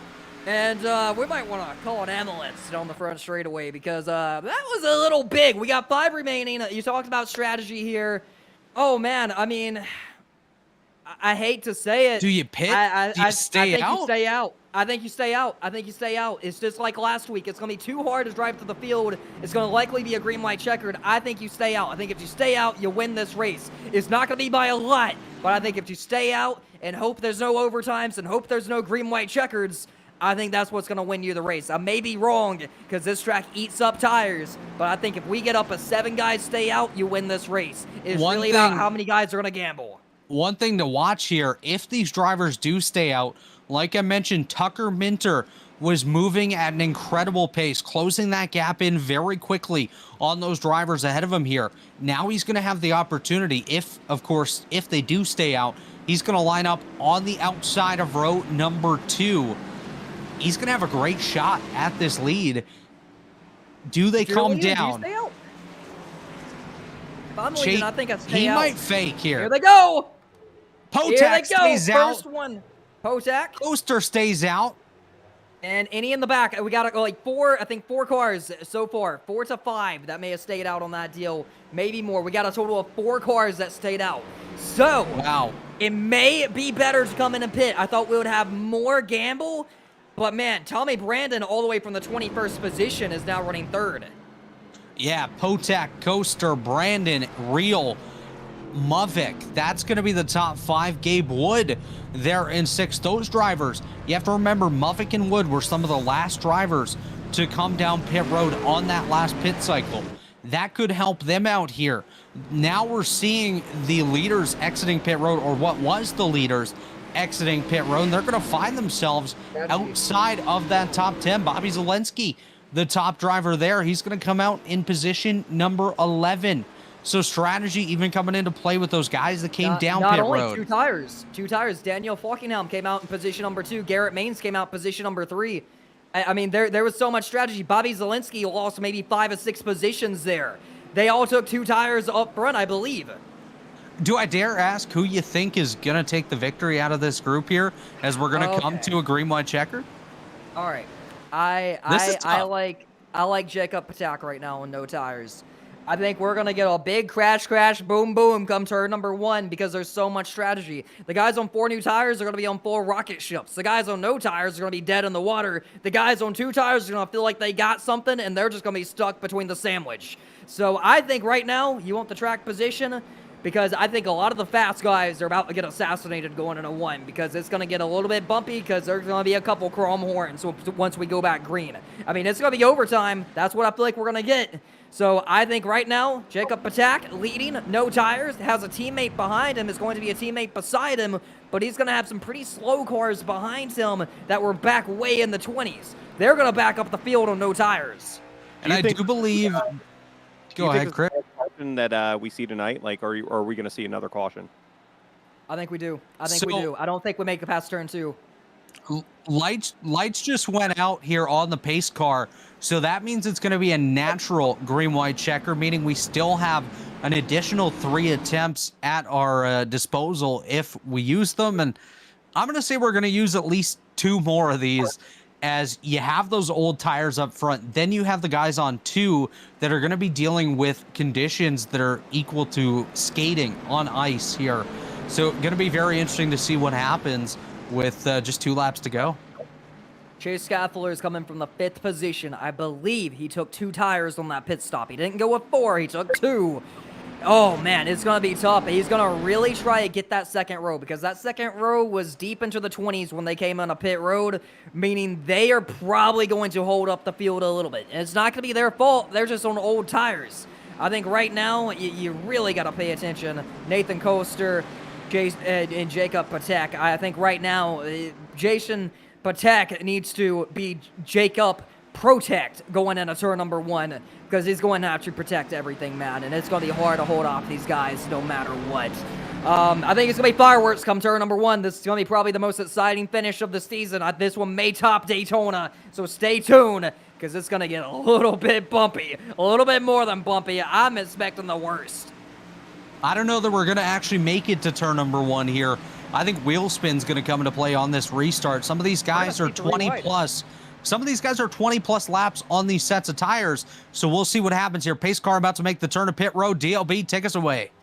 We are coming to get the green flag. Jacob Potek is going to lead him at the line on old tires. He's going to fire off pretty early here and take the entire field behind him. We're out already, looking to be 3 wide, and it is going to be 3 wide. Bit of wheel spin right there. They are 3 wide for the 4th position, trying to thread the needle. 3 wide in the back. This is going to get a little bit bumpy, boys. Hold your breath as they are ducking and weaving, trying to gain all the positions they can.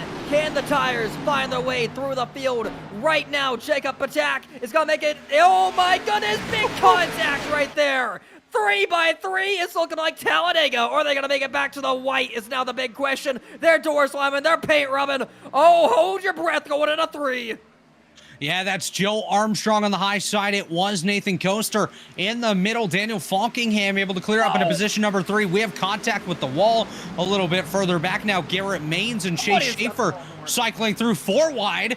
Here we go. This is wild, but we're going to make it to the white flag this time. Jacob Potak under attack here by Joe Armstrong. Armstrong on the inside. Potak up on the high side. Now Potak falls back.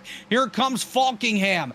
Daniel Falkingham going to move to 2nd. Rock Gator had 3 in the top 5. Now he's about to lose all of them up here as they continue to fall back under pressure by the new tires. Armstrong, Falkingham, Maines, Potak, and Zelensky.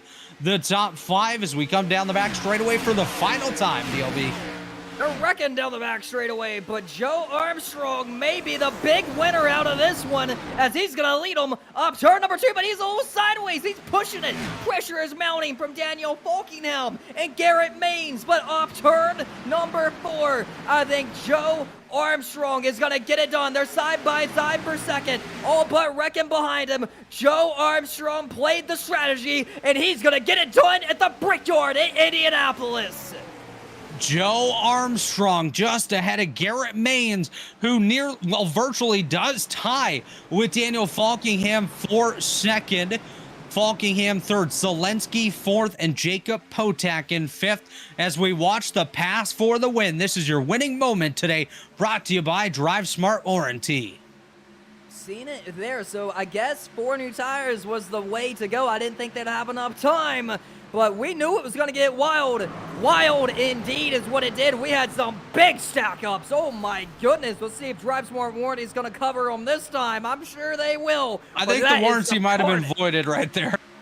Oh, geez. That is a good time to have DriveSmart Warranty. I'll tell you that much, because this is basically Call of Duty going into turn number 2. This is a disaster. This is a mess, man. We had some carnage. The bills are high. We had some big crashes here today, and this may have topped Daytona with excitement come the finish. This was a very exciting one, so we're seeing a lot of the purple teammates potentially going to do some dual burnouts here down the front straightaway as Joe Armstrong has picked up his first win of the season.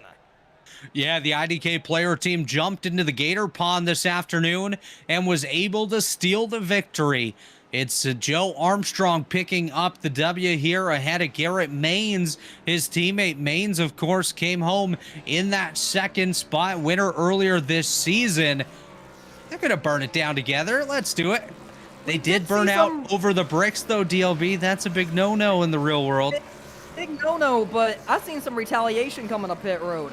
Car number 84, I saw that. Jacked up Gabriel Wood, spun him out, wrecked him. So tempers are flared, and we might have a fight here in the pits before you know it. We have a 5-car burnout right here. Yo, this is amazing. This is awesome. You know who put this together? IDK player himself. He's the only guy that would say, hey, let's do it together. Now, he picked up all his own drivers from his NR Night in America division, picked them, believed in them over all the other iRacing talents, and they got it on here today. So this is a team win altogether. Armstrong maybe didn't have the fastest car here today. He probably wasn't the fastest driver here today. He played the strategy right, got it done, and was there at the end to get the victory, and that's all that matters. Sometimes when you win things like that, they are the most exciting. Listen, that's not the first time that NR Night in America team, IDK Players team, has put on an incredible showing. With them being 2nd in the points for the team standings, this was a pretty big result. This is huge, Chris. This is going to be huge for them, absolutely. Big. Big, you see the results on the screen right now. Bobby Zielinski, position number 4. That's as far as he could come back. I mean, I'm sure Jacob Patak feels robbed right now. I feel like Bobby Zielinski probably feels robbed right now. Tucker Minter done everything he needed to do. Pretty solid day. Got position number 9. Christopher Hill came back for position number 11. They did everything they needed to do. Ryan Moyer came back for a 13th position finish. I mean, it was so shuffled at the end. It was basically like buy a lottery ticket and hope for the best. Because it's all about getting through the traffic. Are you starting on the inside? Are you starting on the outside? Everyone got shuffled. And that's ultimately what won or lost you today's event. Yeah, this was one heck of a race we had here this afternoon. These drivers all battled it out throughout the entire field. I don't think there was a position on the racetrack that wasn't under contest all night long. Everyone just gave it their all from the drop of the green flag, and I can't wait to talk to our winner, Joe Armstrong, here in a couple of moments. We'll see if we can get him for a conversation and maybe talk to IDK Player as well. So why don't we do this? Why don't we set up for the last T-shirt giveaway? We'll go to a quick commercial break so you guys know what to do, right? If you've never been here before, we're going to need you to type in chat. And honestly, I kind of love seeing the Gators. So why don't we go and spam those Gators in chat so you get yourself entered into the shirt giveaway. When we get back from commercial break, we'll go ahead and see if we can get the winner and IDK Player in here to do a quick interview. And then we are going to give away the last two $50 Visa gift cards from the X giveaway. So we got a lot of stuff still coming. If you're in chat, this is when we get back to you. T-shirt and two $50 giveaways. Oh my goodness. You guys are in for it. You heard it there. Blow up the chat right now because every comment you put in the live chat on the DriveSmart Warranty YouTube channel is going to enter you for a position to win one of these 3 giveaways. We're going to set it up a break and we'll be right back. Enter for your chances. Wow. Racing isn't easy, but experiencing it is. iRacing puts you in the driver's seat with the industry's leading sim racing game. Drive on laser scan replicas of the greatest racing circuits from around the world. Go head to head against other drivers chosen by skill-based matchmaking to ensure competitive racing at every level. Compete across all your favorite series. In officially licensed cars engineered to deliver the most accurate driving experience possible.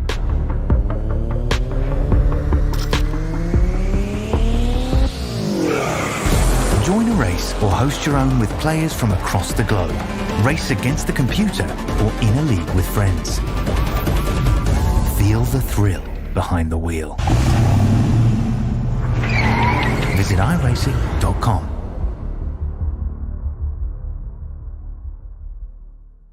When you want to be the best, you can't settle for the rest. For anything on iRacing, there's just one name you need, Maconi. With the launch of Maconi Entertainment and Maconi Competizone alongside Maconi Setup Shop, we now provide the best of the best in setups, paint schemes, coaching, broadcasting, and event organization. With cars across all 4 license classes, we have what you need to hit the track with confidence.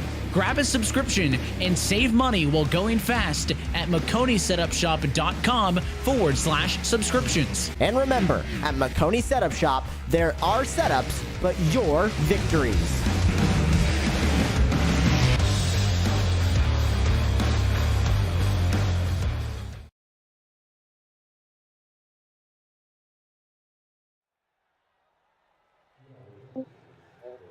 All right. Welcome back to the Brickyard. We're giving away some t-shirts here today. You heard it before we went away for break. If you want a chance to win some t-shirts or some Visa gift cards, blow up that chat. I see you guys blowing up that chat right now. I see all the Gators in there. How about that? You're entering for a shot with every single comment. So completely continue spamming every single one. We just seen an amazing finish. Joe Armstrong pulled off the W here at the Brickyard in the DriveSmart to Daytona Challenge, round number 4. We got one more round after this, and that's going to be Homestead, Miami, next Thursday night, 8 p.m. here on the DriveSmart Warranty YouTube channel. So how we feeling about this one, Robert?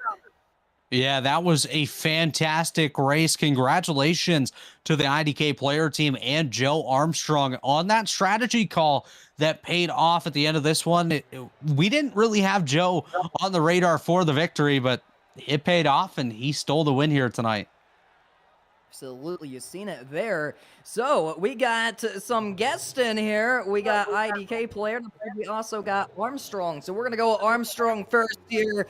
What? Okay, whose call was it to play the strategy like you did and walk us through them final 2 laps? Because we know it was eventful. We seen 4 wide, 5 wide crashing. It was a little bumpy. Walk us through it. So I guess I could say it was like my call to take 2. I had ran a couple fixed races this week and seeing that 2 tires was the call to make on a late race restart. And so I told the guys, I was like, we weren't running very well before that caution came out. And I was like, okay, take 2, everyone take 2 and just hold on. Like, we'll be all right. And so we came off pit road, I want to say 8th, 7th, 8th in that area. Started on the top. Didn't get a great jump. I didn't get a great jump. On the restart, but I got through 1 and 2, or I got through 1 really well, got to about 4th, and then got off of 2, and Falkingham got slowed up by Coaster, and at that point we were 3 wide in the 3, and I was thinking, what would Jimmy Johnson do in the situation? And I threw it off in there, and it stuck, and at that point it was just me and Jacob, and he was pretty much a set and duck on those tires, and got around him and held on for the victory. It's always big a win at the Brickyard at Indianapolis. How does it feel to win round number 4? And not only just to win one of these DriveSmart events, but to get it done on such an iconic track. I mean, I feel like anytime I go at Indianapolis, you want to win just because it's Indy. So how does it feel to get the win at the Brickyard? And also, we've seen some pretty entertaining burnouts. Whose call was it to do that? I would assume I know. Well, last when Garrett won, he did his own burnout. But with where we were in the standings going into tonight, we just kind of decided, all right, we might as well do a team burnout. It was a team call technically to get us up there, and so we might as well celebrate as a team. And so I believe, if my calculations are right, we should be in the lead now. And so going into Homestead would be all right. But yeah, to win on the world's most famous racetrack, get to virtually kiss the bricks, I guess. It's pretty big accomplishment to say. I mean, this group of drivers is very good, and they all got drafted for a reason. So to go out there and beat them, quote unquote, straight up, is a tall task, and I did it. So yeah.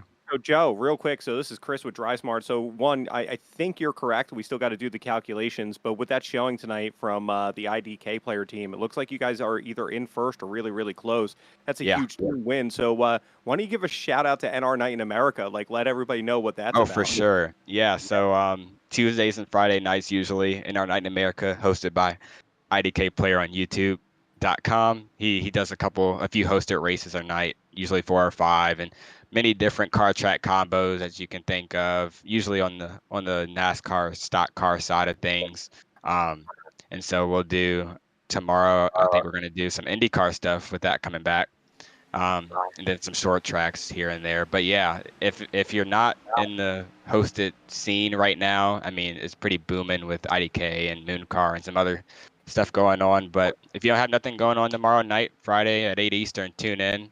If you don't have iRacing, but if you do have iRacing, show up, show out, and have a good time for a few hours. Absolutely. Well, great win. You know, top 10 last week, a win tonight. Big for the team. So congratulations, Joe. And let's go to IDK player. IDK, how are you feeling right now after that victory? Oh, absolutely fantastic. I mean, there's no way to say anything else. Joe can attest to this one. With 20 to go, that's the quietest I've ever heard that chat. I mean, we were just down, and it felt like for a moment we were out, and then all of a sudden that caution came out, and I remember looking back to Nashville. I was like, man, if we would just had 2 more guys stay out, I think that would have held the championship lead for us. And Joe made the right call with the 2 tires, and I believe Garrett and everyone else made that right call. We put Doug on 4 tires kind of as a safety net, but we knew we had to put Kenny Real there at 0 just to shake something up because Real was towards the back end. I made that call to put Real up there, and it worked out because I think he still got a top 15, top 20 out of it. Yeah. Out of being way, way towards the back. And we said, Real, we just need to go ahead and have some type of net gain.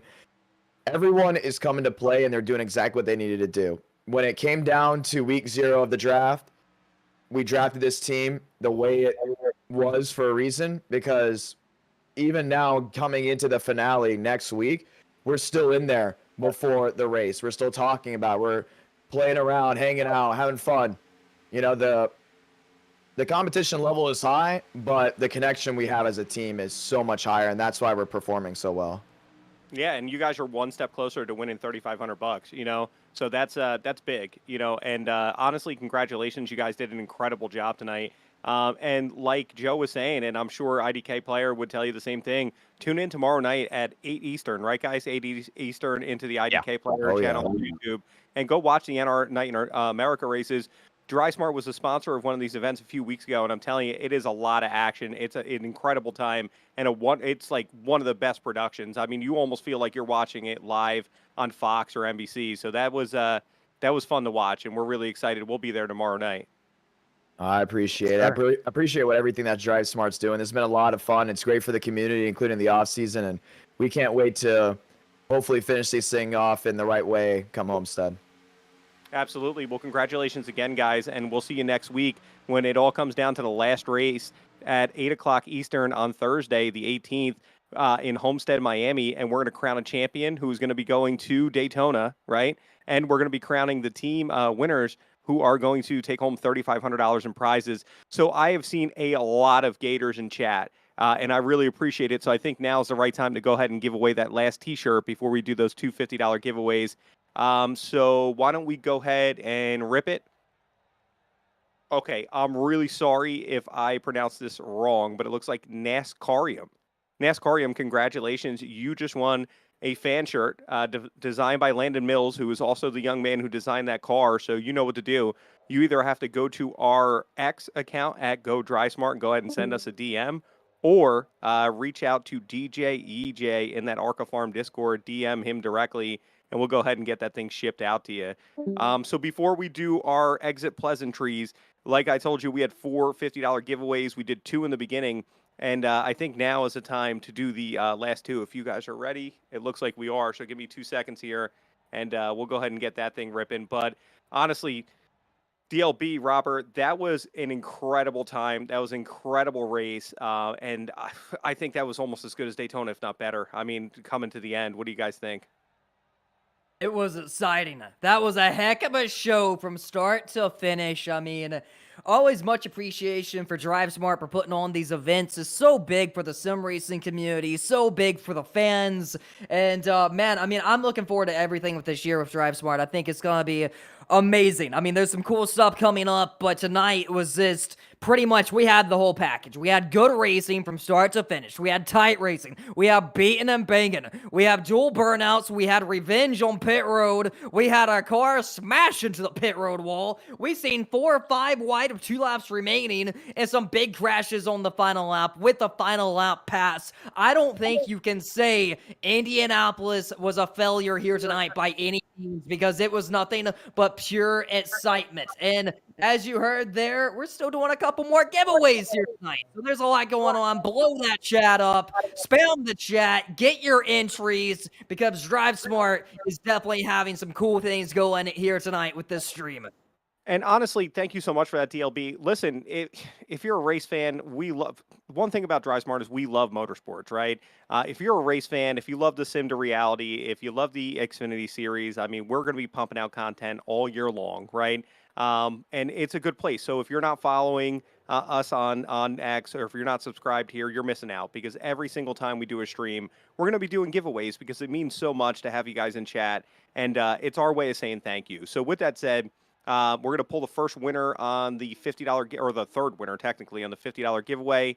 And it looks like a Vide, VIDE 84 at Vide 84. You are the winner of a $50 Visa gift card. So if you're here in chat, go ahead and DM us on X. If not, we're going to go ahead and put that announcement out in a tweet or an X, I guess, whatever you would call it at this point, right? Sometime tomorrow. And then we have our second winner, which is a Zach Shellick, and that is at ZCrazy109871. Same deal. If you're here, go ahead and DM us. If not, I'm sure you'll see your name tomorrow when we go ahead and put that X out. But that's awesome. So congratulations to everybody who won either a gift card tonight, won a T-shirt tonight, and congratulations to Armstrong and the IDK player team. That was a heck of a race, guys. If you didn't win a T-shirt, you can go purchase one, because this is official DriveSmart warranty merch for Kyle Weatherman's 2024 season. They just dropped this week. This is the 2024 paint scheme. You're probably wondering, where can I go buy the DriveSmart warranty merch? Well, if you go to the DriveSmart warranty website and you look that up, on the bottom left corner, you'll find access to the store. You can click on that and you can go purchase one of these bad boys for yourself.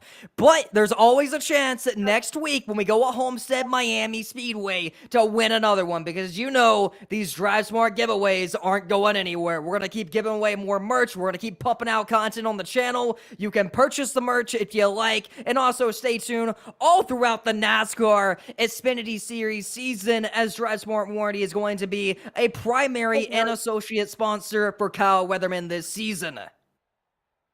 Yeah, definitely an exciting season ahead. Going to be really cool to see all the activations done at the track and, of course, here on iRacing and throughout social media with Kyle Weatherman and the DGM Racing team of Mario Gosselin and all of you guys, of course, DLB, Chris, and the team.